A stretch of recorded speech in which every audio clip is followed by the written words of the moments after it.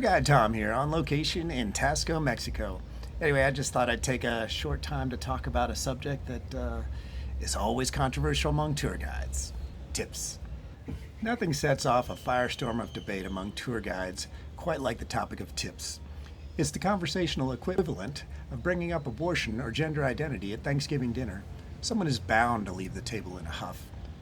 There is in our industry an obscene sense of entitlement around what is, by definition, a gratuity. I've always held the radical mindset that a tip is something extra, for something extra. If you can't manage a career on the salary provided, you should probably seek employment elsewhere, perhaps in a field with less heavy lifting and fewer questions about what mountain that is. I view tips as a little something toward a celebratory drink or a decent meal after a long day, not a line item I count on to pay my bills.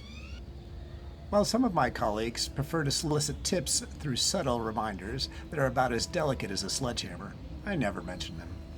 On the rare occasion a guest asks me what is normal, I'll give them the average I receive, though still with the outward stoicism of a man who expects nothing.